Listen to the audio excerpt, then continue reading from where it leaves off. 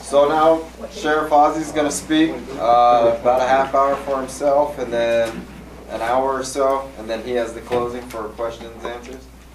I'll leave it to you now. Thank you.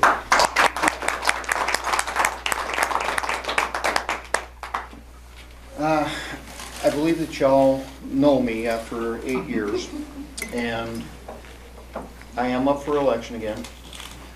Folks, I do public speaking a little bit differently. I tend to turn it immediately over to questions because I'd much rather know what's on your mind. That way I also learn about what's important in the community. Me yapping at you really doesn't give me a feel for what you really want to know. So that's what I'm going to do right now, is turn it over to the first question. Real quickly, Matt Shea and Representative Jeff Holey introduced legislation that would make sure that taxes on recreational marijuana would be used for local police law enforcement. So I thought that the marijuana is going to be very regulated. It wouldn't be recreational; it'd just be for doctors, or for. I guess maybe I missed the boat on that. You missed the boat big time. It was already legal for medical. Yeah. The I-502 basically opened up a narrow window so people, adults, can smoke marijuana recreationally. That's what it did. I-502 basically opened up Pandora's box. And I-502, we're starting to see the impacts almost immediately. Junior high and high school especially, because the kids went, oh, you all made it legal, therefore it must be safe. And they were doing it. We're seeing a spike in the kids doing marijuana. Here shortly, we're going to start bracing, because especially Spokane County, we're what you call a border community. We border Idaho. And very shortly, we're going to start developing a new tourist trade. It'll be marijuana tourist trade. People will come to the state of Washington to smoke marijuana. And we're going to have a real fun time keeping that marijuana from spilling over to other areas that it's not legal. A lot of people say that, when they told you this, to pass this, that it's going to free up law enforcement to do much more important things than arrest people with misdemeanor marijuana. It will free up all the jails, because jails are clogged up with people that we arrest for misdemeanor marijuana. Here's the facts. I believe it was in 2012, it was right at about 300 people that were arrested in Spokane County for misdemeanor marijuana. However, they had other charges. It was roughly about 55 of them that were actually arrested solely for misdemeanor marijuana, and all 6 of those were booked in and booked out of the jail within 24 hours. Did 6 people clog the jail? No. They also told you that there's going to be all this revenue from I-502. Well, they're not so sure about that anymore, because the legal marijuana is going to be heavily taxed. The street marijuana isn't going to have a tax, and nothing changed. It's still illegal to possess X amount of marijuana. So again, all 502 did was open up this narrow window, send a really bad message to our kids, and develop us a new tourist trade that we're going to have to figure out what to deal with. So. But then shouldn't it just be legalized then, if there's that narrow window? If it's people, if the horse is already out of the barn, and then if you treat it like, say, alcohol, kids can't smoke alcohol. So it seems like that way it would be taxed, and it could support local law enforcement. It is going to be taxed. Those who want to use it are going to be taxed. Right. All right. But we created a black market by making it so narrow. You've already you didn't create a black market. It's already there. No, it's already there. But okay. So your black market is there because you've taxed the legal marijuana. Yeah. The non-taxed marijuana is going to be less to buy. Yeah. So and Well, I guess there's not that many young people in here, but, all right? So, here's the real dilemma, okay? Your kids, how quickly can your children get any type of alcohol they want? How Right quickly? away. Right. Okay? So tell me that we've been successful keeping alcohol out of the hands of our And you children. haven't been successful in keeping marijuana away. That's My right. children are 40 years old now, and in Meade School District, marijuana was rampant. So, Yep. Well, and we you know, didn't let's keep, and not we use actually new didn't keep laws to be alcohol. bad guys. We actually didn't keep Not saying alcohol that with it- prohibition it's either. that. What I'm saying is, the new law is going to create a whole different set of problems. Okay, so that brings up a whole separate thing, whether we like the law or don't like the law. So where do you come down then on, the federal government has said we're gonna continue to prosecute because of the federal drug war on drugs, and now our state has said, no, we're not going to. Where do you see yourself coming down as far as if a federal raid happens in the Spokane County? That would put you in a tight position, right? Defending the state law or cooperating with the federal government, which way are you gonna end up having to go? Well, you're wrong on both counts. Okay. Because the federal government has said those states that choose to make it legal, they're hands off. Hypothetically, what if that changes though? Like a lot of things do. Well, then I have the dilemma of a state law and a federal law being out of compliance, and we will enforce the state law until we get that resolved. Good. That's a good answer, thank you. Now, folks, I'll take a question. I was going to change the subject, so if you wanted to say something else about that. Here's the harsh reality for a lot of people. The Constitution of the United States is what we enforce. And I hear all these, the questions about would you enforce a non-constitutional law? And I've seen all kinds, well, and I won't say all kinds, it's a very narrow band of sheriffs, sign up on these things. And here's a hint for you. A sheriff cannot enforce an unconstitutional law, period. If they do, they're in violation of their oath. And if they do, they can go to prison if it's that bad of a violation. So when I get asked, would you enforce an unconstitutional law, it's like, did you not catch the first part of your question? It said unconstitutional. You can't enforce unconstitutional laws. No, well, I want to say something, not change the subject. So, the deal with the constitutionality of things is original intent versus what the judges are saying now as a modern living constitution. So really, are you an original intent as the founding fathers wrote it? Or are you one who believes in a modern interpretation of the Constitution? One, the Constitution is not up for interpretation. It says what it says, so I guess I'm pretty much a strict Constitution. So your original intent? Yes. Yeah. And the problem is, though, the courts have been empowered to weigh things and move them forward. And when you have a situation like that and the courts get out of bounds, the founding fathers had a fix for that. And that's the legislative branch to get it back in order. They don't do it, though. I would agree. Yeah, and I really appreciate your answer as far as law and abiding by state law versus federal. But we've had situations really recently where it's not law that's involved, it's an emergency situation. We saw things in Boston that were absolutely horrifying to those of us that really believe in, property rights and our privacy and things that way.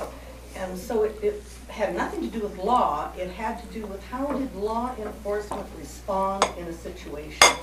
And I think we saw the same thing in Katrina and things that way. And how are you going to handle situations like that? I mean, I don't want my house door banged down and being made my hands up in the No, air. nobody does. Trapped out there and being acted as if I'm an absolute criminal. It's sort of crazy. Well, that's a really easy question to answer again, because to do such actions is against the Constitution. That's what I thought, but why did all this happen? Well, I'm not sure exactly what you're talking about. I'd have to do some research into that, but I can tell. Have you not seen videos of Boston? I can, just because you see a video on something, I wouldn't put too much stock on it. Many videos? I would not There's put a too much lot. stock on it. Now, here's what I'll do. Let's go to Katrina. They started confiscating weapons at Katrina, That's right. okay? Everybody. Now, quite frankly, ladies and gentlemen, that wasn't lawful. And I believe that the NRA took that to the United States Supreme Court. And I believe that there was a ruling on that the United States Supreme Court said, you can't do that. Now, in our Spokane County Emergency Management Plan, I ensured that there was a sentence in there that said, no law-abiding citizen will have any of their firearms taken away from them during an emergency situation. Cool. I mean, that's pretty as blunt as you can get. No law-abiding citizen will have their weapons taken away from them during an emergency situation. And let's go a little bit more. How many of you are aware of the Adam Walsh Act? What was that? The Adam Walsh Act. John, what was your Adam understanding? was a young boy who was brutally murdered, if I'm not mistaken. Oh, yeah, animal, You yeah. may know his father. He went out and did a TV show Yeah. looking for missing children. Okay, so the federal government adopted the Adam Walsh Act and said, states, you will implement the Adam Walsh Act. Problem is, the Adam Walsh Act is not as stringent and does not protect our citizens as well as the Washington system does, state of Washington. So we had a big meeting, and we talked about it, and we said, we're not going to do it. So we were called back to another meeting. Well, if you don't do it, you're going to lose federal funding. And we said, we're losing federal funding. We're not doing it. We refuse to do that. It will make our citizens less safe. Yay. So I was the one that represented the sheriffs in that one. We said no. I also hear about a lot of this, and if I offend anybody, don't intend to, but sometimes I do have people know that I have the way of doing that. I think all of us in the room know Yep. that we could do that too. Okay? But, I hear these theories about local law enforcement being taken over by the federal government and seduced with money. Okay? I've been in law enforcement for 24 years, haven't seen it. I've never seen it. As a matter of fact, you just got an example of local law enforcement saying, keep your money. We don't want it. If it means our citizens are less safe. There's a lot of rhetoric out there, folks. One of the things that I really worry about our country is, at one time, we talked about pride in our country. We talked about respecting our country. And anymore, on either side of that aisle, you have people running around apologizing to the rest of the world for the actions of the United States. I don't know what there's to apologize for. We only saved the world, what, 3 times? I don't think we have anything to apologize in that. Nor do I think that we have everything to fear about a boogeyman. Americans aren't about fear. We've never been about fear. But I tell you, I hear a lot of fear and anger rhetoric all the time. All the time. The thing about fear and anger, they're short-lived emotions. And you can't continually try to motivate people by keeping them afraid or fearful. Because sooner or later, they're going to look at you and go, what's the solution? And if you can't give them a solution, then they're going to go, well, I guess we need to rethink what we believe. I believe that the United States is not on a downhill swing. I believe that our best days are still in front of us, but that only happens if we grasp the morals and the values that made us the best nation on earth. I agree with that. And you know something? I really worry about that. I worry about that in that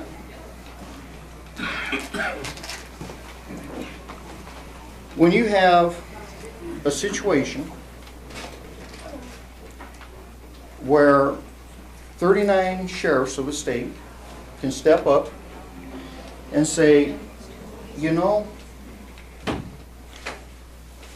law enforcement officers shouldn't be able to commit crimes on duty or lie. Shouldn't be able to.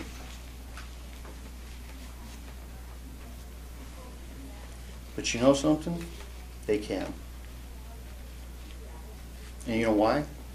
Because about 7 years ago, the state Supreme Court said, there is no clearly defined public doctrine that says law enforcement officer has to tell the truth. Our state Supreme Court said that.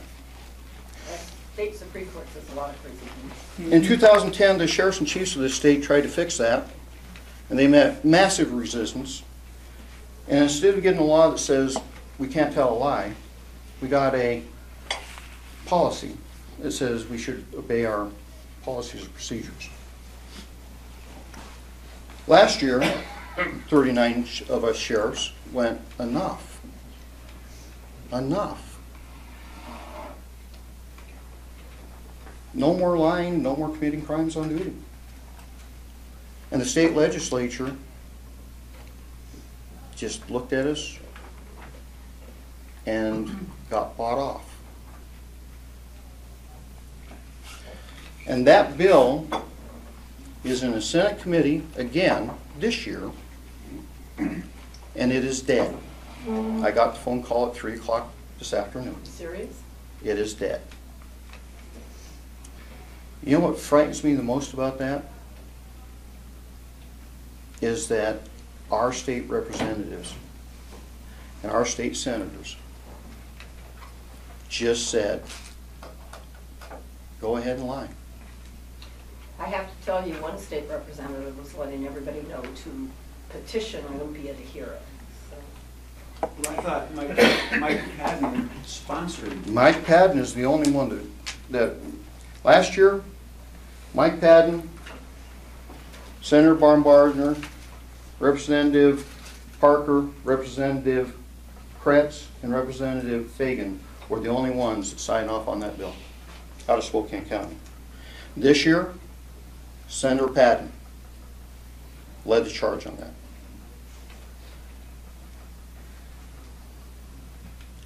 Where do you think law enforcement We officers... actually heard from Shay. Yeah, that's where, yeah, I was Petition gonna say, and wait.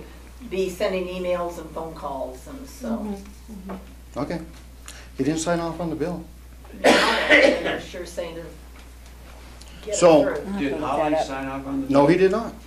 I'll have to look that up, yeah, I'm surprised, because he was did. emailing so But many they people. have limits on how many things they can do. They Oh, no, can't sign no, on they everybody. don't. They don't In have limits. reality, they do. No, they Yeah, after don't. a while, it's Yeah. like hody hum. All right, Well, so why no. would they be against it, I guess? Ask them. I don't You're know. not against You it. speculate or wonder Rob, why. you're not against it just because you don't sponsor it. No, but I mean, You're against it sounds if like you don't vote. you're not getting the support, so there must be some other It's because side I don't want to to it. be If they ever been associated killed in with community, an then that's- anti-union Twisted. position. There you go. Well, That's no, that why. ain't that. No, that's not. Can I ask a question that was gonna change the subject, just because I don't No, understand? no, let's don't change the subject. 'cause No, I'm- no, because I Well, have to let her leave, let me speak. just ask Okay, this all right, go question. ahead, because I got something I want to talk to you about. So, Say this. I don't understand how the hierarchy of accountability and responsibility works in this county, because you have chiefs of police that are either appointed or hired or whatever, in cities that are in the county. And you are the chief law enforcement officer, where is that accountability, or they don't answer to you, I mean, you couldn't fire them, so where, how does that work? That works during emergency That's why I'm gonna situations. have to leave. Time's up. That, That's during not emergency answering it. situations, the sheriff becomes that operating model. Could your deputy go within the city limits? Oh, and yes. arrest somebody? Oh, most definitely. My deputies go anywhere.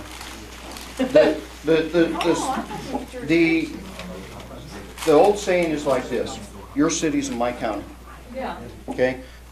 Deputies have total jurisdictional, and in the state of Washington, everybody has statewide jurisdiction, but the deputies can go everywhere. And that was kind of highlighted in 2012. Because I'm going to ask a question of you. What do you think was the most devastating thing that happened to local law enforcement or crime rates in the last 2 years?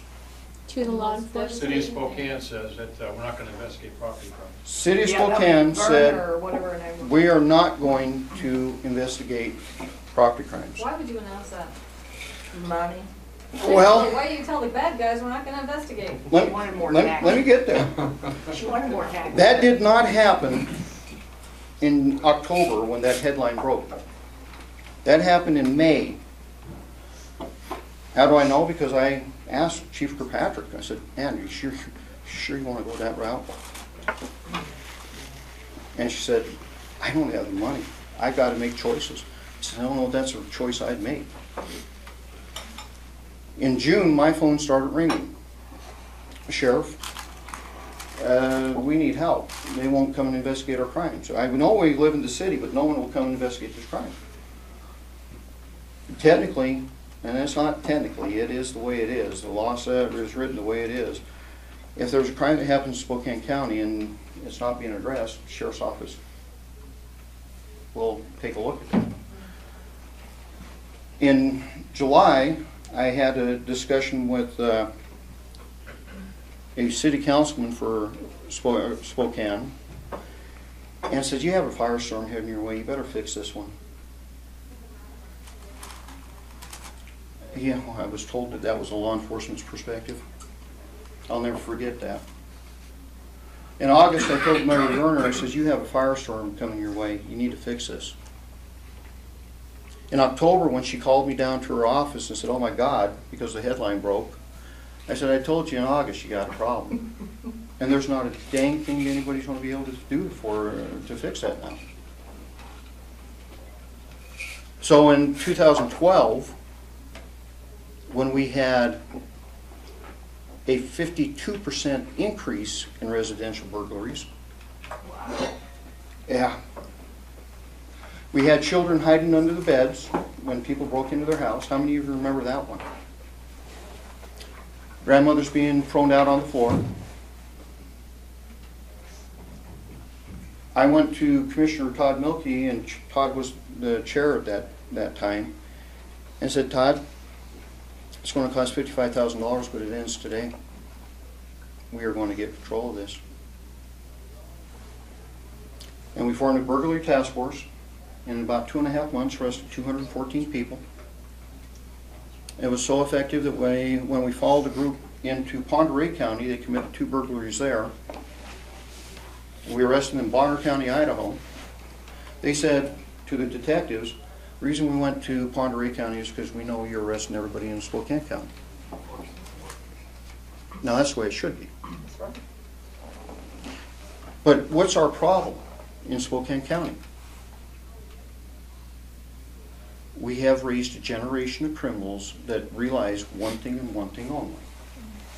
There is no consequences for committing crimes in Spokane County. There isn't. When that individual that broke into that house with those children, he'd already been popped for 50 burglaries. And when we recaught him, he had 35 more. So why is it that we are having this type of problem? How is it that tonight, when that deputy is in your neighborhood, or that police officer is in your neighborhood, and they roll up on that individual, may or may not be in a bike, it's a little snowy, but if he isn't, he's got a backpack and dark clothing on, and they check him, and he shouldn't be in your neighborhood, he doesn't live there, doesn't know anybody there, and he has warrants, and they don't arrest him because they have warrants, because the jail's overcrowded. You know what that deputy or that officer knows for certain? In about 2 to 3 hours, he or his partners coming on day shift will start taking what kind of reports? Burglary, car theft, vehicle prowling. So your answer is a bigger jail, but what else is the answer in order to have criminals not want to be criminals in Spokane County? Well, Because let's say the jail's out of sight. I know you're fighting for it, but let's say no jail. So what else do we do? what else do you do? All right. Well, we've already done it. No, there's gotta be Oh, more. no, we've already done it.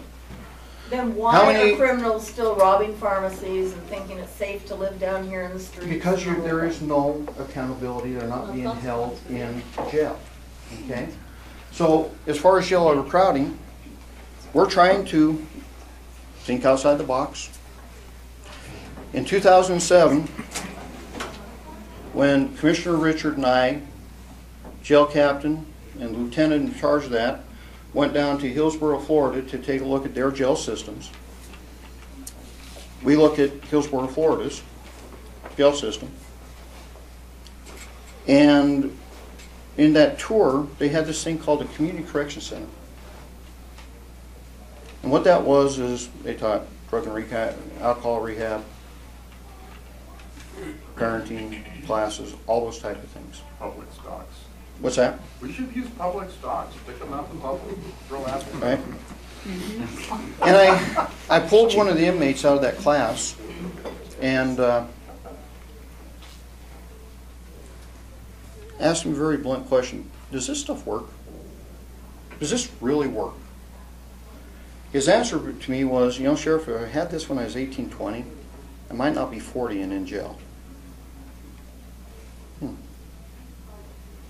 Now, there's a lot of people like to take credit for what they call smart justice. You've heard that term, right? Well, Mark Richard and I are the ones that brought that philosophy to Spokane. Drug and alcohol issues, mental health issues. Well, there's one that the government's totally stepped away from. Yeah. Okay? At the national level, especially at the state level, where do you think all those people that they kicked out of Eastern went? Right here. Streets. Right here in River City. The streets. And there's a reason why that the Spokane County Jail is the only jail certified to deal with mental health issues in the state of Washington. Because we had to break that revolving door. So we do take a look at all that. But, you know, here's the other aspect of the issues. We can continue to put our head in the sand and say, no, we're not going to fix the systems, or we can fix the systems. What we have done to the generation coming up is criminal. What's the last count? 17 trillion? Actually, it's more like 220. Now you gotta do the unfunded. Okay. You know what else we've done to them?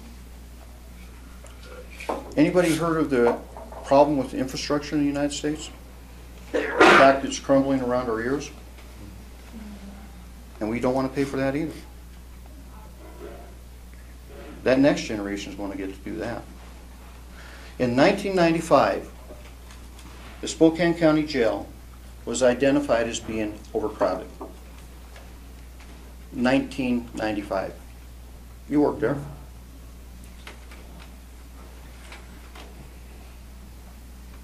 In 1997, Geiger Corrections became the overflow for the Spokane County Jail. Geiger Corrections was never designed to be a jail. If you really want to see something scary, go out there. Take a look at what those people work in.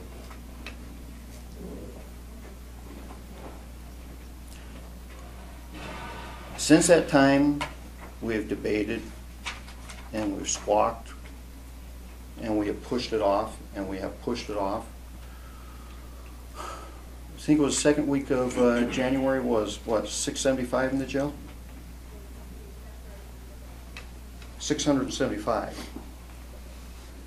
It was designed for 462. If I'm not mistaken, 700 is pretty much the max.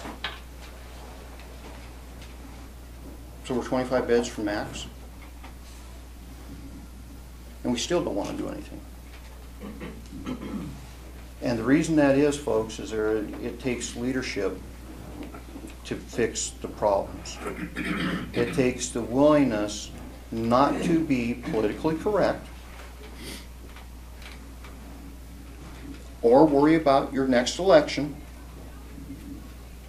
to fix the problem. How many beds do you want? You know, that has been pared down, and let's No, I'm not talking about pared down. What do you need? What do you need to fix the problem? What do we need to fix the problem? This is, what would you really, if you just won the lottery and could do it yourself, what would you do? I'd probably do at least 1,400 beds. Is that all? Total. Because that's kind of where we started. You know, folks, in 2005, the jail, by June, was announced that it would be $1.5 million over budget. $1.5 million. They also had the looking glass study around that time. And the looking glass study told the leaders at that time, you know, by 2007, if you haven't fixed this, it's really going to hit the fan. And we still studied. And when I got appointed to be sheriff, do you know the first person that came to me within a week was the county CEO and said, you better get control of that jail. You better get control of that jail budget. I mean, I've been in the seat a week. You know what the second person showed up? It was the county treasurer, Skip Chilbert, and said, you need to do something about that jail overtime. You need to do something about the jail budget.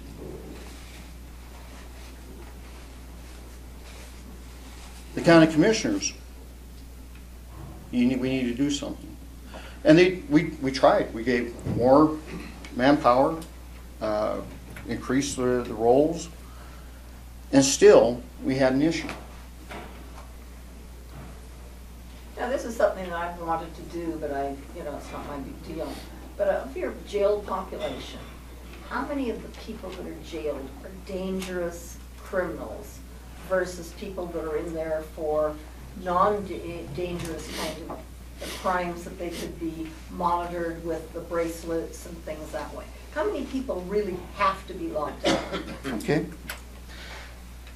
Out of the 970, 968 inmates that I just mentioned, 131 of them were in there for misdemeanor charges.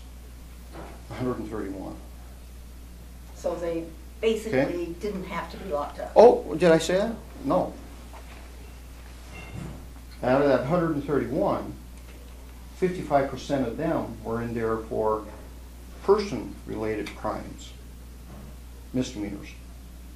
Out of that 55%, 82% of them were domestic violence holds.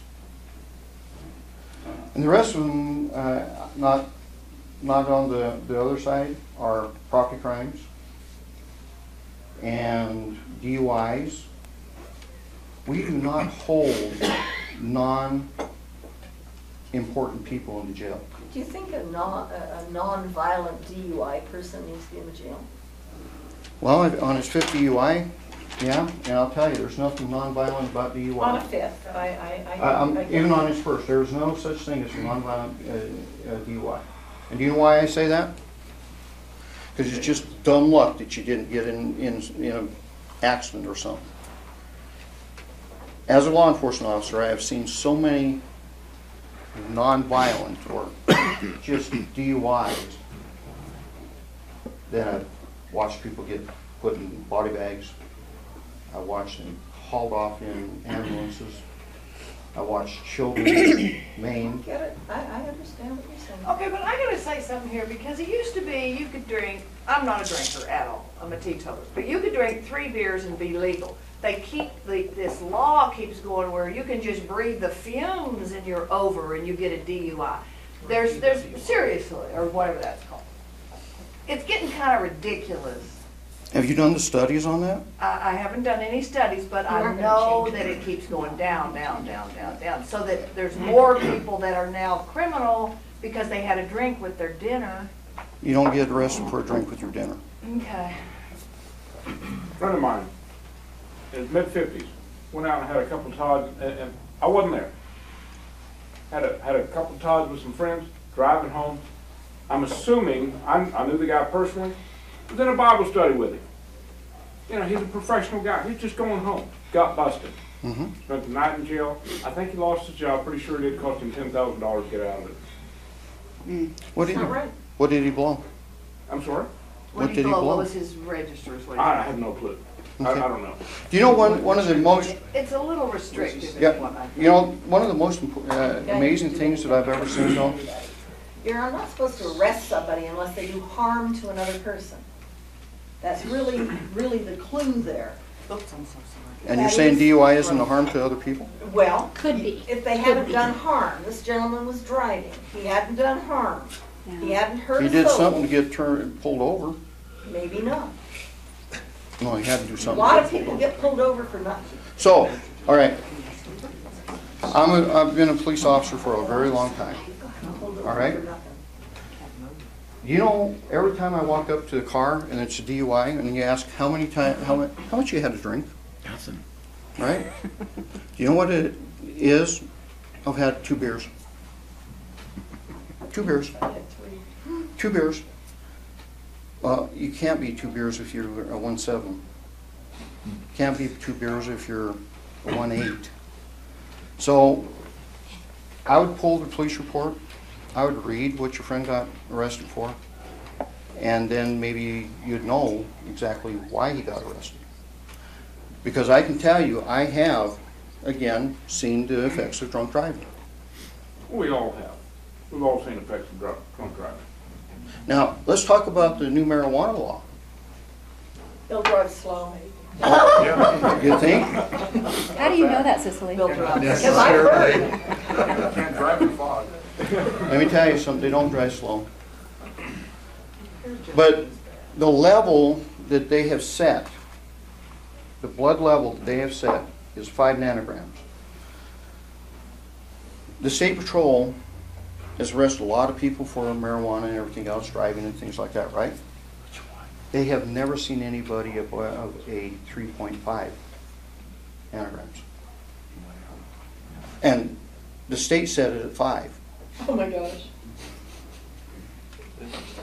So what do you? So how do you test for that? Because there's no science, the science hasn't really been done, and that Yeah, it really goes needs back to in be. It's the not month. like a blow thing like You alcohol. can't tell if they did it today or What? last week. Yeah. Oh, and people Blood. don't have to agree to that, do they? Oh yeah, if I have probable cause, I can get a warrant to get your blood. When? Hmm? When? Yeah, but it stays in your system for like a month, I think, something like If that. not, it No. dissipates very quickly. I been thinking about all night, listening to all the different things we've been talking about. And my question although it seems really relevant and pertinent to me, I just realize how hard of a job you have, and I want to say thank you. First of all, I am humbled. Secondly, I'm very unaware of reality on your level. I don't get enough involved. I am a political activist, a citizen activist. I study lots of stuff. This subject is probably the most ignorant subject that I know of, and I'm humbled by the reality. I don't know how you do your job. I do have something, though, that is difficult to ask. I don't know what kind of answer you're going to give me, but I am a researcher. I spend 4 to 6 hours literally every day, and everybody here who knows me and follows me can attest to that. I study many subjects on the federal level, the state level. Your issue is one I don't follow very well. The thing that I personally am the most concerned about, and I see that has me up in arms. You use the word fear and anger. Those are good words to put. I'm also extremely concerned. Morally, yes, absolutely. This country's going down because we turned our back on the most essential things in life. I mean, that's the bottom line. You said it, and I think that's where all this prison crap comes from, is that morally this country is on the downcline. But leading back to federal and state powers, and I don't know how to put things well. I think you'll understand what I'm trying to ask about. I'm not sure you'll like the question, but I'm going to ask it anyway. I'm noticing on the federal level certain more progressive communities, cities, larger cities, such as Boston, such as Miami, such as LA, such as New York. I'm seeing a rapidly growing police state. I mean, Katrina was the first and the most obvious, and I think certain groups and news anchors brought about the realization that there was a serious problem. It made many of us wake up and realize something's going on that we need to pay attention to. With the installation of FEMA, from the beginning of that time, which is, not a highly talked about subject. You may hear more about it than most people talk about.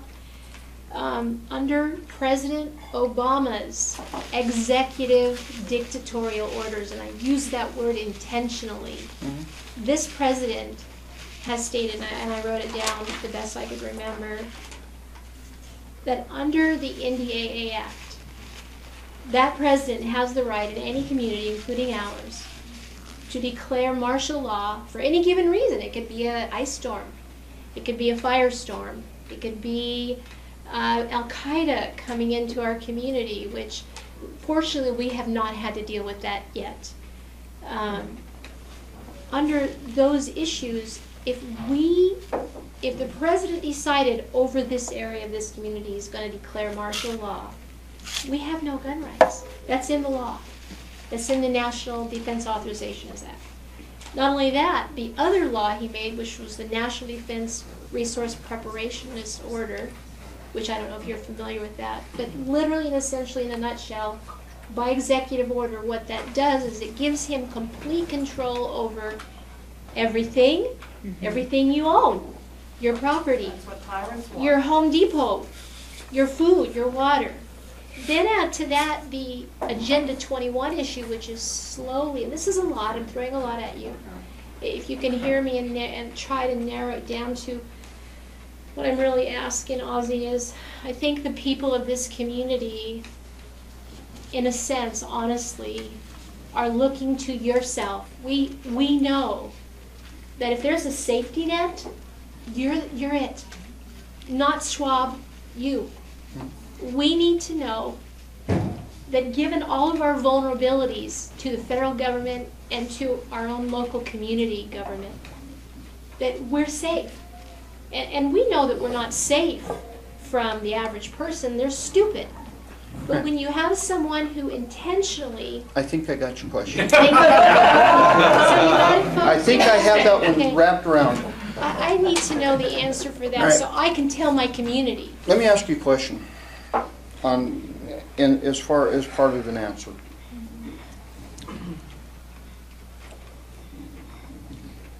There are possibilities and probabilities, right? What do you think the possibility or the probability of a president making that type of order and having anybody follow it? Well, we've been watching it. I'd like to say something about Who? that if you'd like. Who would enforce that? One, it's against the Constitution. You asked the question. Wait, you asked a question that's got an Well, answer already. We've seen it in Katrina. No, let me finish, What with Boston? okay? In Boston. Katrina, Sandy Hook. that was local government. Local government pulled those guns. President is the one that declared the state of emergency and Yeah. sent in FEMA and all that stuff. No. The governor state declared the emergency. Well, under the Okay. duress and the direction of FEMA, Mm. Okay, the TSA, president and simply all right, declared it yeah. a disaster area. Yes, so their federal funding could go there. So Yes. FEMA, how many employees does FEMA have? Think- We don't know how many Don't have employees the computer, CIA I'll look it has. up. Give me an estimate. 30,000. 3,000. 30,000. 30,000. How many? Anybody else? 100,000? Or more. Anybody else? I think it depends on whether they're working for NSA this week or CIA. No, FEMA. Actual FEMA. Same thing. 385,000. 385,000? Probably about 10,000. Oh, my 10,000? God. All right. 5 or 10,000. It's 5,000. FEMA does not have the capability to control a small city, Not by themselves, no. okay? No, not by Now, themselves. FEMA That's good to know. works like this. FEMA's just the Federal Emergency Management Act. And actually, it's a group of resources Agency. also. They moved Okay. back to agency. Now, FEMA works like this. We have a firestorm. Value of fire, I'll take it right to value of fire. I see the big pile of smoke. I call the area commander for the fire and say, what do we have? And he says, Sheriff, it just jumped the line, we're in trouble. So we start the emergency management system. By 8 o'clock that night, I'm on the phone with the governor going, yes, Governor, I am requesting you to declare this an emergency. And that's how it works. It starts at the local level and goes up. And Katrina also, let's go to Katrina. How many of you remember on a website that they posted Geraldo Rivera and Stone? Oh, I was watching the Smith? ARP website. I thought you were going there. Sorry. The Fox guy, I I can't think of his watched name. it. All right, and they're sitting there screaming, over there, right over this bridge. There's food and water and everything Yeah, else, waiting. and they won't let these people go. Yeah. And they said, the website claimed it was FEMA that did that. Well, I'm always intrigued about things. So when I heard that, I called a good friend of mine who is the chief of police in Louisiana. I said, Don, what's this that FEMA wouldn't let people cross a bridge when they could have got out away from the arena? I said, Ozzie, FEMA didn't do that, and the federal government didn't do that. It was a neighboring city that basically blocked the bridge and says, you keep your problem on your side of the street, we're going to keep our problem on our side of the street. Oh yeah. So a lot of things that you read on the internet are amazing. About 3 years ago, Still folks, government, though. Well, A lot and the of- government could have done something about it. they couldn't handle the problem. They already had their own problem. So what you have is 3 years ago, on every Saturday morning, I'd get up and I'd answer questions about FEMA death counts. Folks, that started back in the 90s. 1984. Very good. All right. And I have issued a challenge. If anybody can take me to a FEMA death camp, I will shut it down. Now, at one point, I was at a meeting, and I got hit with this question. I pulled one of our local politicians aside and said, FEMA camps, you believe in this? Oh yeah, I'm going to go up and visit one 15 miles from the border, Canadian border. Really? Good, I'll go with you. Now, Sheriff, I can't wait for your schedule. I said, no, I'll clear my schedule. I'll drive. I'm still waiting for that phone call. What? We have enough problems in the United States. We don't need to make them up. Do not make that. I have to tell you guys that They're really great. the But sheriff, to answer your question, if that were to happen, I'd be the first one standing in line going, no, you can't do this. and I really want to tell you guys that Sheriff Knezovich told me that a couple of years ago, that you show me one, I'll go to it, I'll shut it down. So I put the word out to everybody that tells me about FEMA camps, and nobody's told me where they are, so I can't take them there. Yeah. Well, So to answer your question, I'd be the first one in line going, you can't do that. You mentioned, somebody's mentioned Sandy Hook. Sandy Hook, very tragic situation, right? Very tragic. There's a poll that's done by the chiefs of police, international, or the National Police Association, that for 3 years prior to Sandy Hook, they asked the question of chiefs and law enforcement leaders, should the American public be allowed to have guns for self-protection? What do you think the percent of chiefs that said yes on that is? Above 90? Chiefs? Chiefs and sheriffs, leaders. 80. Oh, no, they want. I think, yeah, high. 98%. They Kind can do it all. of defeats that whole, your local government's being taken over by your national government. Now, what happened after Sandy Hook? What do you think the number was after that? Even higher. That was my- 89. that was my- It dropped, and I looked at that and went, ouch. Wow. You know, that's Gun-free zone, man. gun speed. It's always in a gun-free zone. That was a little scary, but at the same time, you saw all the engines start ramping up, right? A lot of money. Did anything change? You know why it didn't change? Because people know one thing. That is a hot button item that could probably split this country in half. Well, and the thing is that gun control measures, as we're talking about them, are not going to stop something like Sandy Hook or things that way. We all know Mental that. health will. Absolutely. Deal with the mental health issue. Get rid of the drugs you're giving the people. Stop making gun-free zones. We just made them legal. No, we're not talking about the marijuana, I'm talking about Yeah. psychotropic drugs. Can we move on to a little bit different subject for a No, while? no, no, because I've been wanting to I'm talk about tired this. of the conspiracy theory questions, and I'd like to ask some actual questions. Thank you. I have a real question about Would this. you mind, I mean, really, seriously, the militarization of the police and all that stuff is great, and there's lots of things to talk about it, but he's got a limited amount of time here, and we've wasted the last hour on the same question 15 different ways. And I thought I Okay, answered so my that question question. is, okay, you want a new jail and you want to raise taxes to pay for it, okay? We have already in effect a big tax increase to pay for the new communication systems. And I want you to justify the way that the money has been spent and the need for the money that was spent.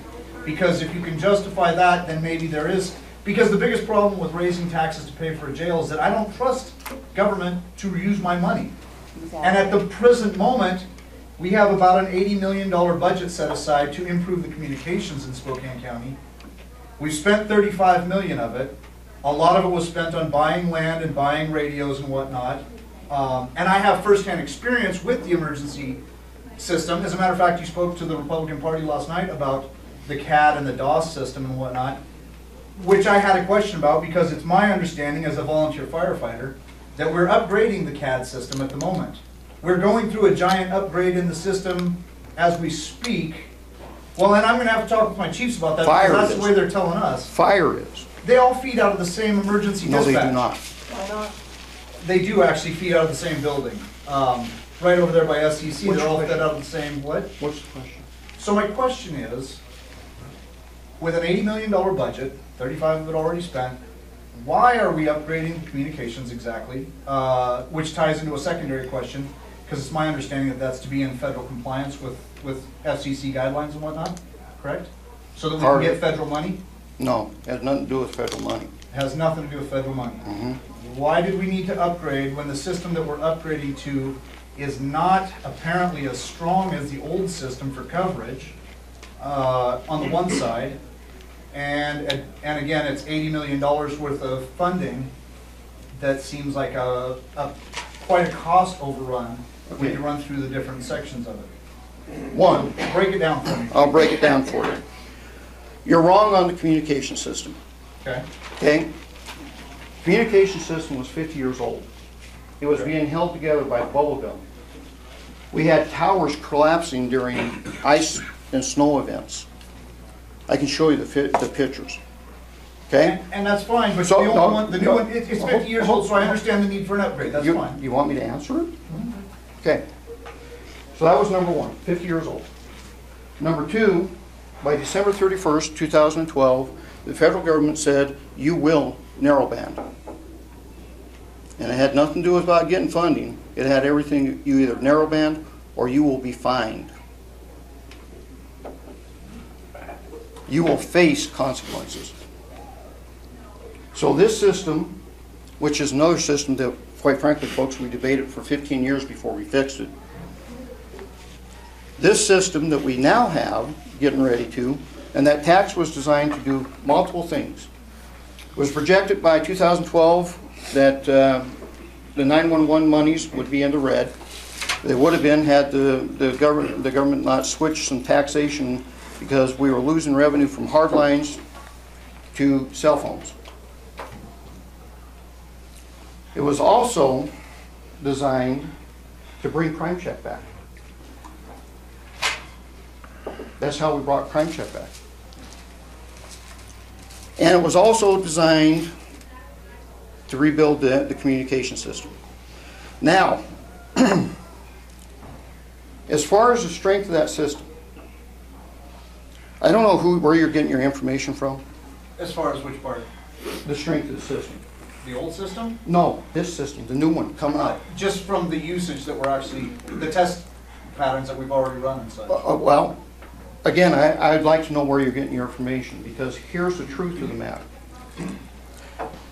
On portable radio, one of my sergeants talked to a Liberty Lake police officer who's on that team, and they had connection from Spokane County all the way to Priest River right before he dropped over the bank. That system is so powerful that we actually had to negotiate with the country of Canada, because that system was going to reach in 100 miles past that our borders. That works. Hmm? Well, that's part of the deal. I mean, 100 miles each side of the border, you know. Well, there are no constitutional free zones, folks. It doesn't Oh, that's exist. bullshit. It does not That exist. is bullshit.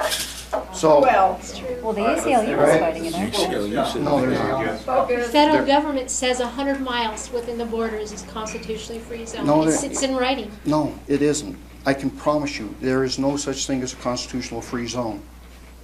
If there were, they would have told me. We'll send you Well, the- it's gone to the Supreme to Court. the law. Now, to finish, the testing that they're doing in the city, they have better coverage than they've ever had. They're able to go subterranean 2 levels. Whoops. So whatever information you got, you're wrong, or they gave you bad information, because that system, I'm not saying what information I've been given, I'm using the radios out in the field. we haven't switched to a new system. Well, something is starting to cause our radios, we've all switched over to digital radios in the truck. Yeah, but we haven't flipped the switch. Well, then why And are your- we keep and having your- dropouts then? and your 'Cause fire- every time we ask why we're having the dropouts, it's because they've switched over to digital to test it for a little while. That's what they're telling us. You have not switched your fire. Fire switchover is not until May 15th. law enforcement switchover is February 16th. We've been testing it back and forth. You're dropping off because your system, the old system, is cratering. We actually had a deputy that couldn't get radio. He filed a safety complaint. We looked at it. Thank God he filed that safety complaint because we found out the repeater on one of the towers was no longer working. It had corroded and wasn't working anymore. Okay. So now let's talk about the way we got that funding. We put it out to initiative. 66% of the people voted for it. And What was the name of the initiative? it was bring crime check back and rebuild the... Crime check. It wasn't anything about Oh, no, no. radio. It did. You can read it. I'll pull it up for you. Okay. So we got that passed, 66% vote, and with that money, we also put a in that resolution that you can't supplant. You can't take and pull that money from anywhere. Period. We actually even formed a citizen or advisory board that watches how we spend the money.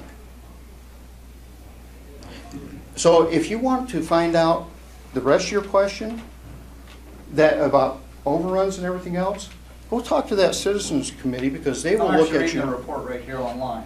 You'll And look. so that's where I'm bringing my questions from, is as far as the 35 million and the 80 million.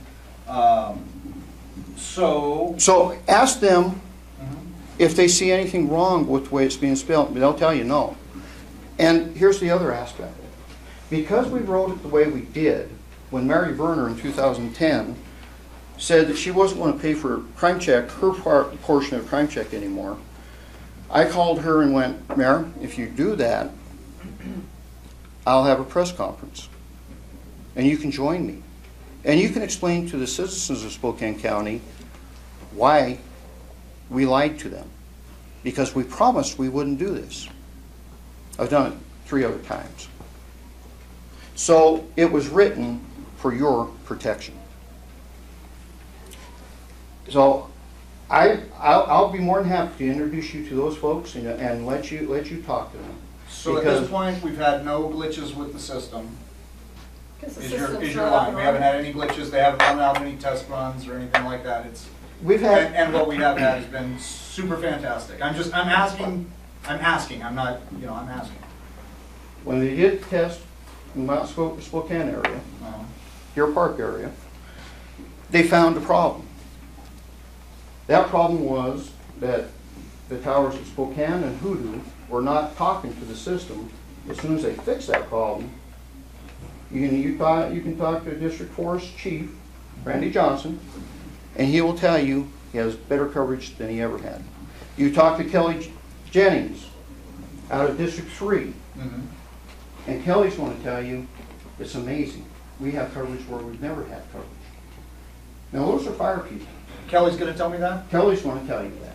Okay, because he's one of the people that's been complaining to us off and on about the issues with the system, and I'll go back and ask him about it again, just to double check, because he is one of the, you're right, he's the communications guy from District 3, and he's one of the ones that has mentioned most of the glitches that have come up.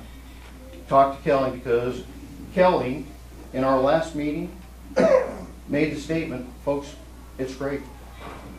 Okay, well, I'll ask him about it again. Okay. Because, I talked with him at the station 2 days ago, so. Talk with Kelly. Just want to piggyback on Mike's question. That part of that initiative had a contract with Motorola for handheld radios.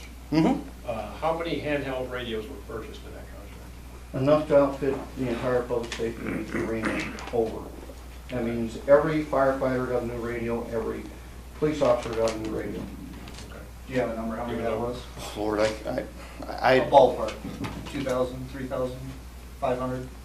well, there's 216 sworn for the county, 275 for the city, 500. and what, 3 more for Liberty Lake and all them combined.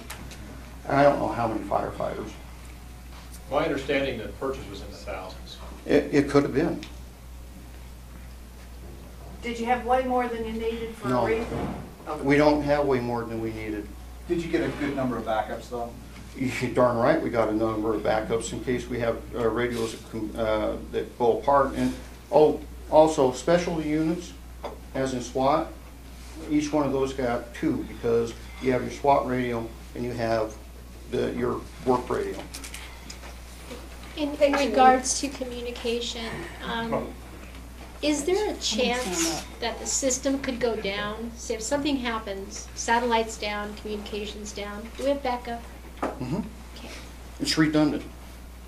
She's had her hand up for some time. I'm sorry. So we're relatively new to Spokane, so I'm just trying to figure out how this works.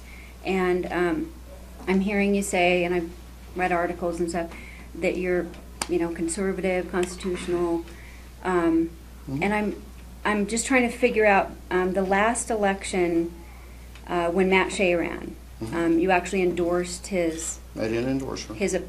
Well, I got a flyer actually at my home with your arm around her saying. I took a picture. No.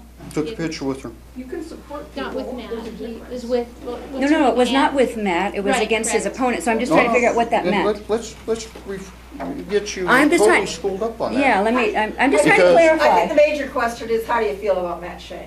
Okay, that would maybe be better because I'm just confused. Okay, let me break your confusion. Okay. Folks, when it's election time, I am in everybody's photographs. I am. I cannot go to a public event and have a candidate or elected official that doesn't want to do this. So were you not told that was going to be a mailer sent out against Matt Shea? I didn't know it was going to be used to that level, yeah. So what do you feel about Matt Shea? What do I feel about Matt Shea? Matt and I have had a serious falling out. Okay. And I'll tell you why. Matt was not honest with me. And that's why. Matt, folks, time blends. I think it was 2011. We had a bomb placed on the streets of Spokane. I was in that march.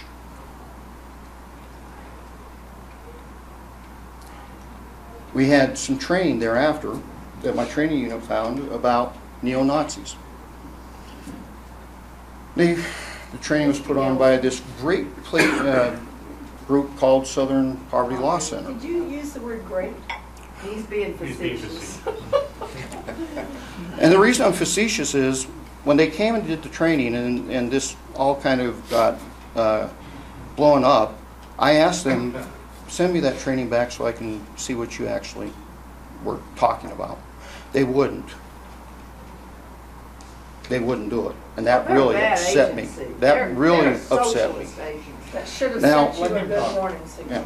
Now, before that, what did I know about the Southern Poverty Law Center? Well, they're the people that put Butler out of business. That's what I knew about them. Okay?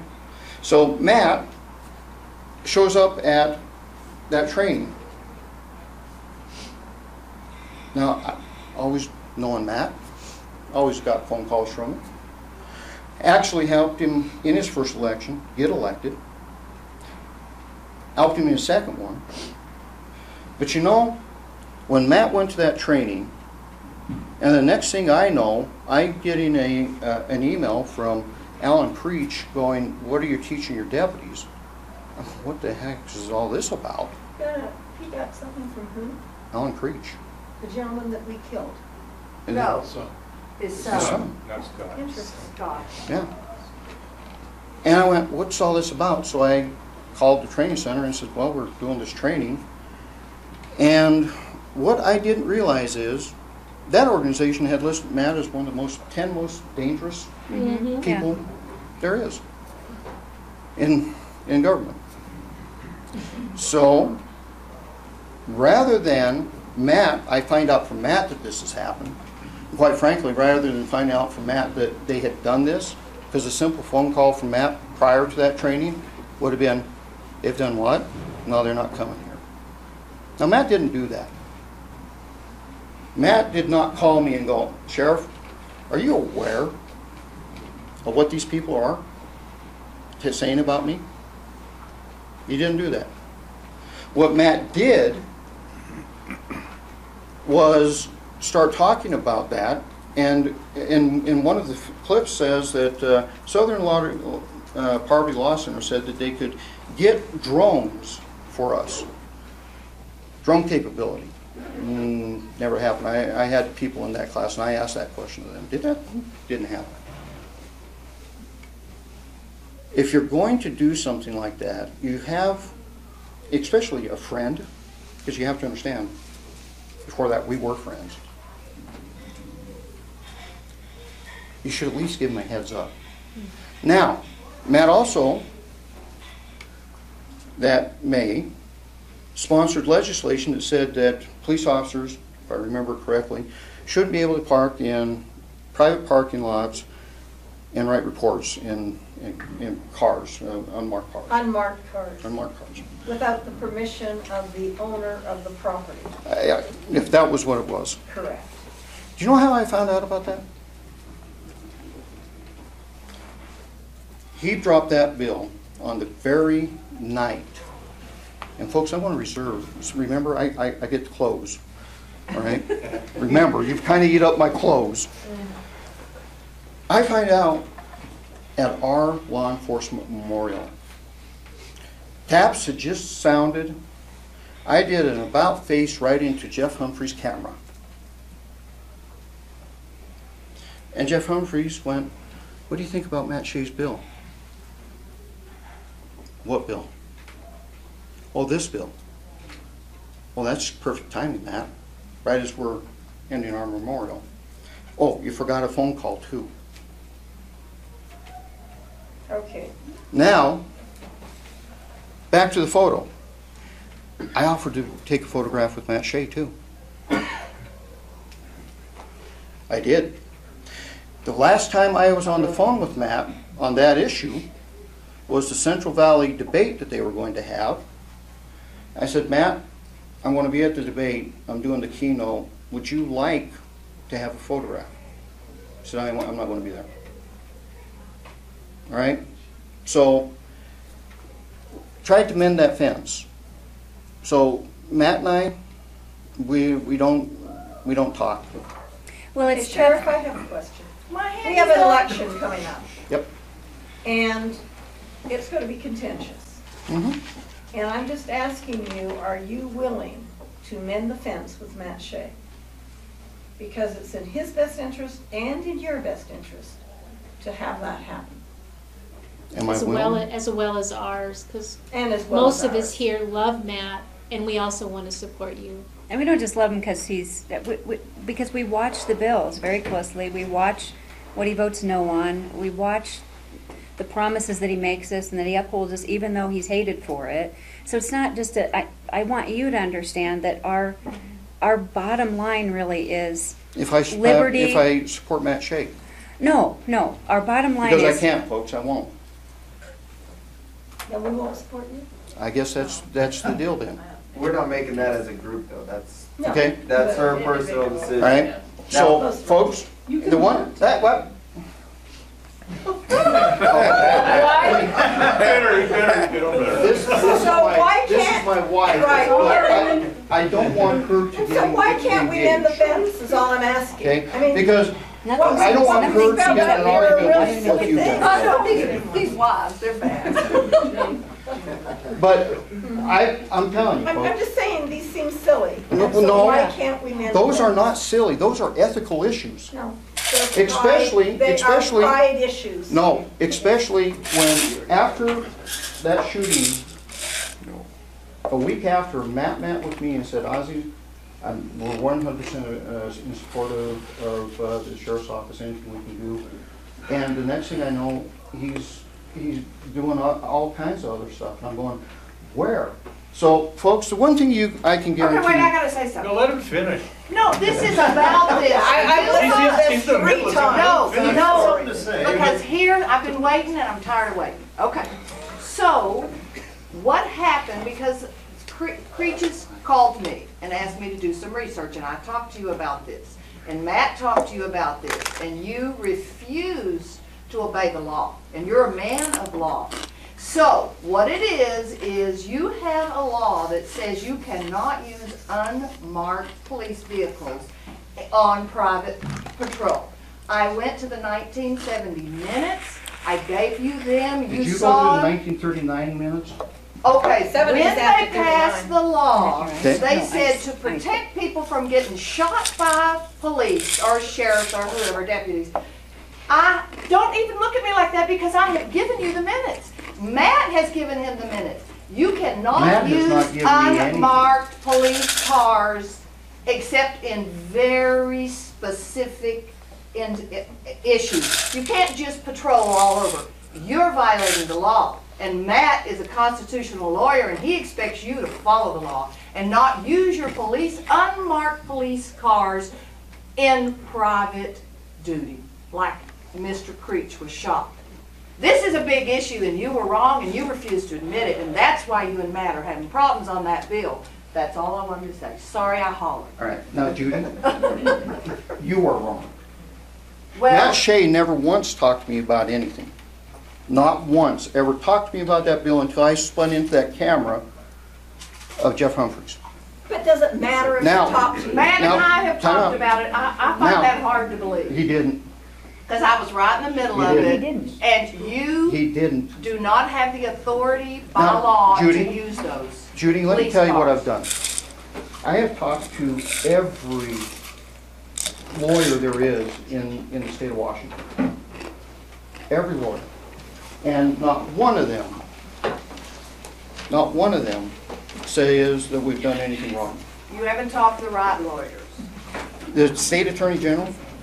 Oh, yeah. Sorry, we had to leave early. Oh, no problem. Okay?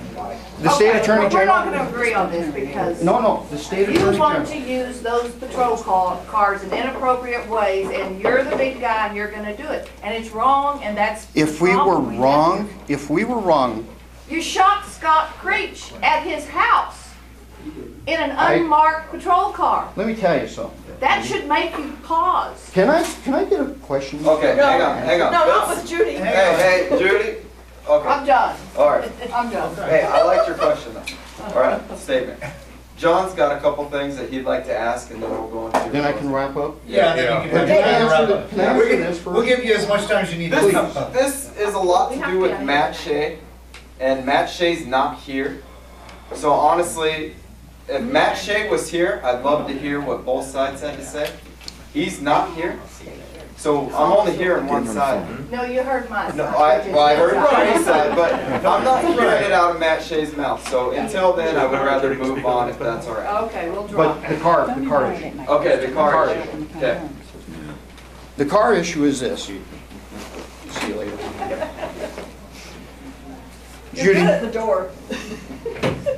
I have talked to every lawyer there is that I can find, all right? There is no violation, none. Now, more importantly, there was a lawsuit in that matter, correct? Okay? And it was settled. A lawsuit was filed in that matter. At issue was the use of that car. Have you read the judge's decision on the use of that car? Right, the judge's decision came out, it was public, we know that he came down and would have thrown it out. Apparently the insurance company's lawyers didn't agree with him though, because they wanted to settle before he came out with the Let me decision, so. finish that on that one, Okay. okay? Who cares? Somebody's dead. Let him finish. Hang on, I- let him finish. Yeah. We tried to get that insurance company not to do that. We said, don't put that money on the table until the court says who's staying. Because I really wanted that case to go to trial, folks. I did. I wanted that case to go to trial. Because that's a case that should have gone to trial. I agree with you because I really think we would have established that we should not be using private, unmarked cars on private property without the owner's knowledge. It wouldn't have, but we should have gone to trial. The insurance company decided to put the money on the table. As soon as the judge went, Sheriff, you're in the clear, you did nothing wrong, which means my policy and the state law about the cars were in order. The county was dropped out of that, and immediately the money was taken on, by the Creech family. We should have still wish we would have still gone to trial on that. Because, folks, I have had that case examined frontwards and backwards. There have been, I think, 6 reviews of that thing. On one review, I had my Citizen Advisory Board. Now, some people say, well, Sheriff, that's people that like you. You know how you get on the Citizen Advisory Board? Run into the sheriff at the airport in Denver, start talking about law enforcement issues, and I go, you want to be on the board? I don't know you at all. Do you want to be on the board? You seem to have something to add. On top of that, I had the city ombudsman watch that whole process and review that. And then I also had a state ethicist review all of that to make sure everything was done up and above. The Creech situation is over Okay. and done with. I'm asking you, do you feel that it is a reasonable thing to say that if you're going to have, because I love unmarked cars, I think they have a great Great use. great use. I have nothing against them. But if I had an unmarked car parked on my property, I'd sort of like to know why is it, because my husband's going to tell you that I'm really weird, but we live out in the country. And I end up with a car parked in a country road, and you're not sure why it's there, and I just blatantly go up and ask him, you know, what are you there for? And blah, blah, blah, blah, blah. Now, you know, everybody's telling me, Cecily, you could be shot, or, you know, whatever. Cecily? I want to know if this is happening. Cecily? Cecily, can I ask a question? Sorry, I'm sorry to interrupt. Because I understand where you're coming from on this, and I asked this question of Douglas Orr when we talked with him, and so I would like to ask you, is there a time, because we're talking about shootings and whatnot, is there a time when a citizen has the right to use deadly force against a police officer? If the police officer is violating the law. So if he's on my property and he pulls So a if gun, then I can shoot him? So if he accidentally breaks down your door because he got the wrong house, is that a good case? I mean, he is technically following the law, he's just at the wrong location. Yes, and that would be And you are defending your a horrible house. situation, and you didn't know who's coming in, and we didn't have the And right they're to coming be in there. with force. That would be a really interesting one to watch, but I think that you'd probably be in the clear because we were at the wrong place. Now, if you knew we were a police officer and you went ahead and shot us, that might be a little bit different. Because all you have to do at that point is go, well, what are you doing here? I'm here, and we'd go, oh my gosh. But Sheriff We Knezovich, the shouldn't bad be guy, can say police, and you go, oh, okay, and you get, so I'm Yeah, I mean, we haven't had it here that police. I'm aware of where there's been a home invasion All like right, that. so but- I'm going to answer these Yeah, questions. Let's go ahead. Let's go to John and then Yeah, wrap we it up. need to- Well, first of all, thanks for coming tonight, Sheriff Knezovich, and just a couple of comments and a quick question. Number one, in all fairness to you, after the SPLC, you invited all the freedom, liberty, constitutional groups together to come together and sit down with you and chat. And I know, speaking for a leader of one of those groups, we appreciate you doing that, so thank you for doing that. Point number two, I don't know if you heard it or not, but Amy Viviano's running again. She's running against Rob. So if you get the opportunity, if Rob wants, I sure hope you get a Take a good picture?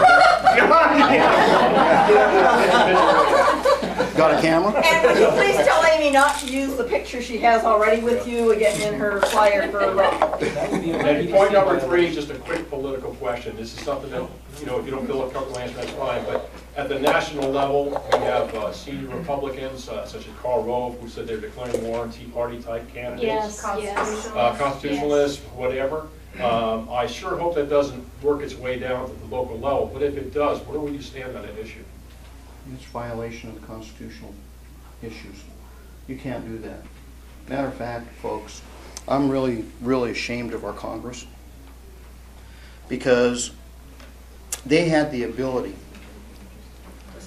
to say, IRS, what you did in this case, by going after, you know, people that were over here, was wrong. We are going to censure you, and here are your new guidelines you had better live by. They had that power. And why do I know that they had that power, folks? Because that's what the Congress did in the 1970s to law enforcement when they found that some law enforcement were building dossiers on political issues. So we have a set of laws that very strictly enforced, because if you don't, and especially if you're head of an agency, you go to prison. That's what Congress should be doing right now in reference to this IRS mess, to make sure that that never happens again.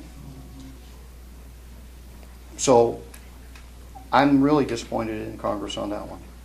They should have done something. Just because you're affiliated with a political party does not give anybody the right to go after you. Period. How about within the party? For instance, Karl Rove is declared more of the Tea Party. Have you heard that or not? I haven't heard that one. It's true, it's true. Yeah, He's let me tell you so. what the problem is with the party, okay? Here's what's the problem with the party. We hate each other.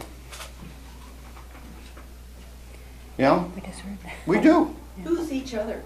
The neocons and the constitutionalists. Whatever a neocon is, because I'm wanting, Yeah. I was asking Sharon, if there's a book out, Right. Crystal has to find it. So, neocon, rhino, you know, name it.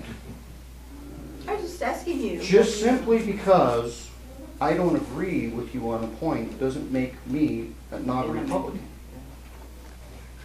All right? Because, folks, if we all agreed, I'd be a little bit nervous. Because that means there's no free thinking anymore. There's no right to have your opinion anymore. The one thing you can guarantee that I will do, and always do, is give it to you straight. Because a politician will stand up here and do the political two-step. Could have done it tonight. Sure, I'll be more than happy to Can you work give with us your Matt. 2-minute speech? Okay? No.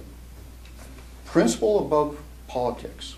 And that's what's wrong with politics. No one has principles anymore. They got power. That's because of the And that's the scary laws. thing. Excuse me. Because here's my view on power. And I use two examples for this. Money, greed. King David and King Solomon. Both taken down because of power. You want to get grounded about power? Just look at those two and go, can't go there. And any candidate that tells you about the power of their office, run. Because they're not in it for you, folks. Absolutely. They're in it for them. I refuse to lie. I refuse to tell you things that I think you want to hear. Let's talk about those tax issues. Your sheriff can't raise taxes, folks. But your sheriff can go to you and go, you want to clean up our community or not? Here's what it's going to take.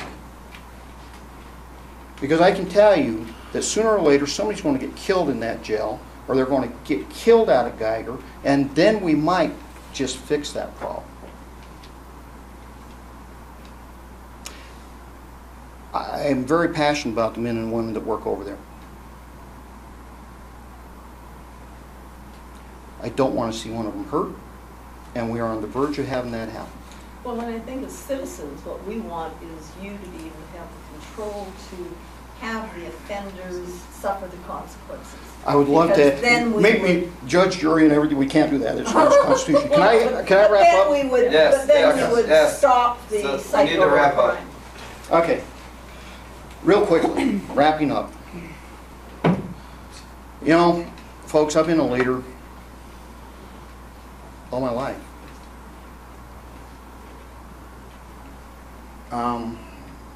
I ran my own business by the time I was 14. My dad turned it over to me. And I worked my way through college. I joined the military. And from the day I stepped off that bus, I was a leader. Platoon guide in basic training, section sergeant in AIT, held a sergeant's position as a specialist in Korea, promoted to sergeant when I hit Fort Bragg. I've led. Getting into law enforcement, first job was a chief, short stint in Superior, Wyoming, hired by Rock Springs Police Department, and within 6 months of getting out of the training car, I was acting as a relief supervisor.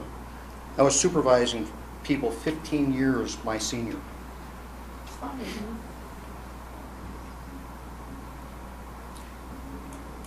I was put in charge of the school resource officer program, and I built it for that agency. I worked in Olympia. I worked here. I've been a patrol deputy. I've been an FTO, field training officer. Promoted to detective corporal. Worked in sex crimes and property crimes. Trained detectives. Was asked to train detectives. Was a SWAT team supervisor. Held every position on the SWAT team except for sniper. Trained SWAT. Was the training sergeant for the Spokane County Sheriff's Office. Dealt with the budgets and everything else.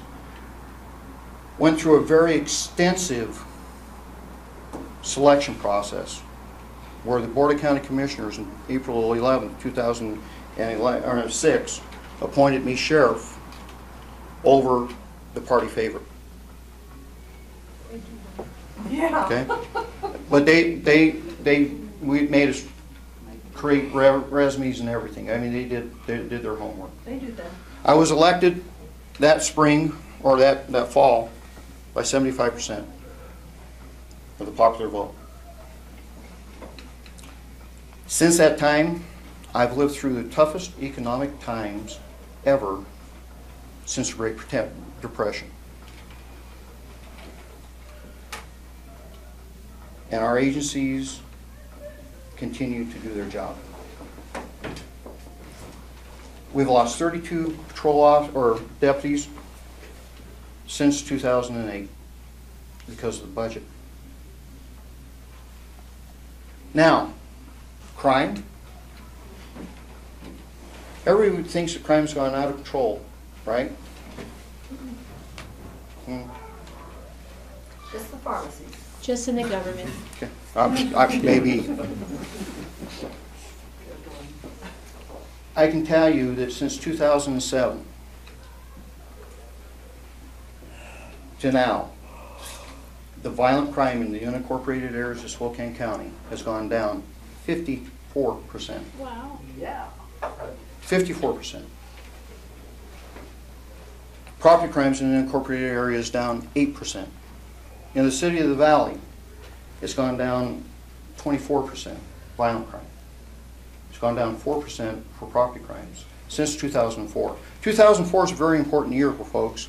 It's the first year that the Valley and the county split their crime stats. First full year. And it's the last year before crime check went away. Now, crime went like this, and after crime check went away, it went like this. And stayed like that until we brought crime check back, and it went like this again. What does that tell you about the importance of crime check? It was your way of reporting crime. It was our way of getting accurate crime data. Losing crime check was the most effective crime fighting thing there was, because we weren't reporting crime anymore. You know, it was horrible. We have done a good job for you. Your training office, Spokane County's training office, has trained 18,000 law enforcement professionals from across the world since 2006.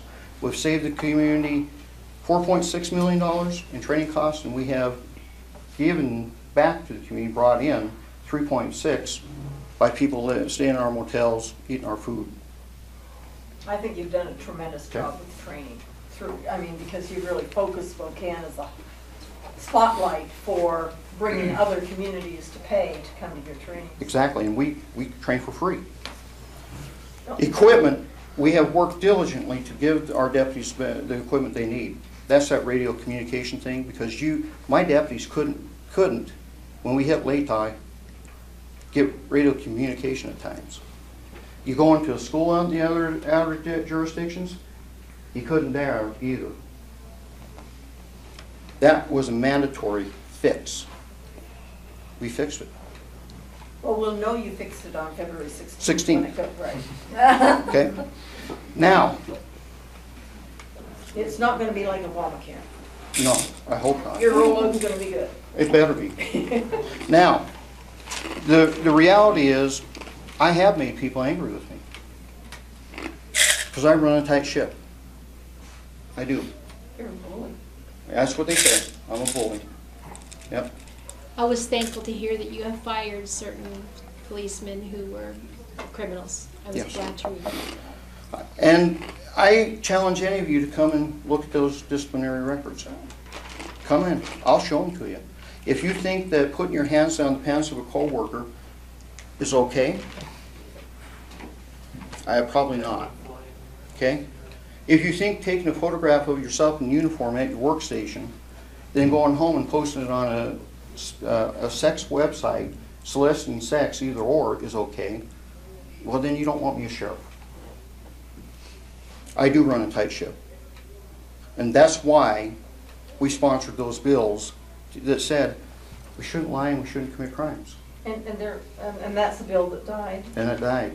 And here's the conversation that I had last year with Senator Parker, the sheriff, another representative, and Wacops State Union. First words out of their mouth, and this is after they said they wanted to negotiate. Sheriff, and I won't use their exact words, mixed company. Sheriff, you've really made us angry. If you don't back down, we're coming after you. Okay. All right. Principle above. Principle first. My opponent has never led anything. Been in law enforcement nearly 30 years. Hasn't gone above the rank of corporal.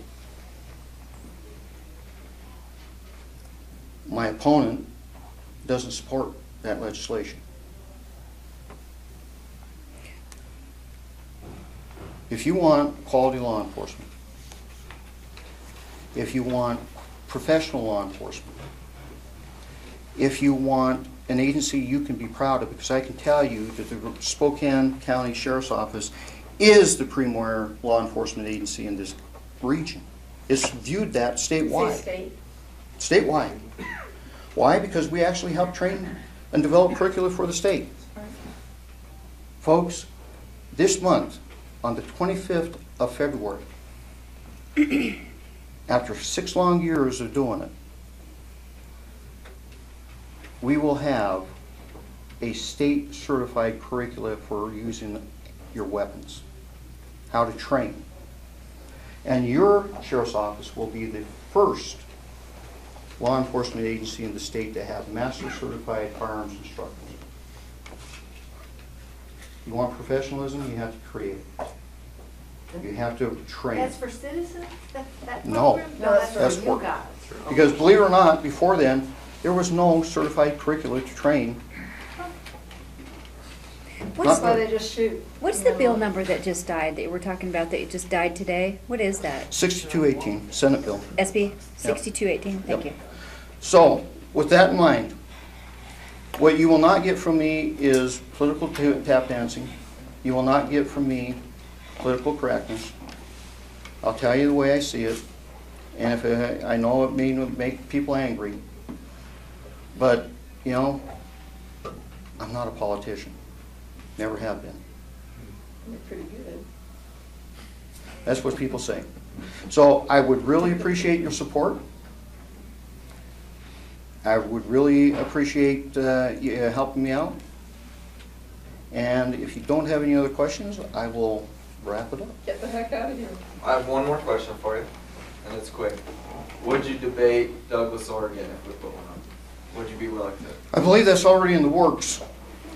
There's a debate that the Central Committee's getting ready to Central do. Committee. Who? He brought it up last Republican. night. That was the Or Tuesday. RSC was thinking about doing it. Yeah. The RSC. That's what Stephanie said. Two different groups. No. Central Committee, I got the question from, she sat right here. Jill. Jill. Jill, that's right. Yeah, she is. She asked last night, Tuesday. Sheriff, if we put it on, would you do another one? Yes, I would. So we don't know where one yet. So are you asking, though, can this group put one on between those two in addition to, if the Central Committee does one? Is that what you're asking? Heck, we would work with them maybe. I mean, there's no reason to have 6 of them. Well, he wants to have 30. He wants to have 30, huh? Yeah. Yeah. My other thing is, I would like to thank you for coming in, Yeah. taking time out to Yes, thank speak you. with us. Thank you. We appreciate it. And I appreciate the fireball question.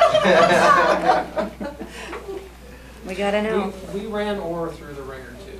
Oh, yeah, we did. No, actually Jill did more than anybody. I don't mind the hard questions, folks. It's just the way, you know, if you can't handle it, you shouldn't be doing the job. And if you can't answer the question, you probably shouldn't be doing the job. One thing about the debates, you all probably might be wondering, why did the Democrats put the first one on? Well, this is how this happened. Remember there was a group of retired deputies that formed a pack and said that I'm evil? Well, they went and spoke to the 6 ledge Democrats. So I got a hold of them and went, you want to hear both sides of the story?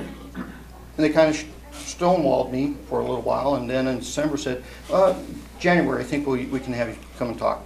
January rolled around, they said, all right, you can come and talk. I said, how long? Well, it won't be very long. Okay. PowerPoint? No, you won't have time for that. A week before I was supposed to go and talk, they said that Doug Orr had called them and said, hey, I want to take part, and that suddenly I'm in the debate. Any of you were any of you there? It was very disorganized. Not only that, if you notice the questions, there were certain flavor, and that came straight from Integrity First. That's the deputies. Doug is their candidate. And I don't say things lightly, folks. I have the letters to prove it. And Doug refuses to admit that. But I have the letters that prove it. If you want, they're out in the car. I'll bring them in. You can read them. My question is, and it's always been, I guess it's a statement. If you're willing to lie to get the job, what are you willing to do to keep it?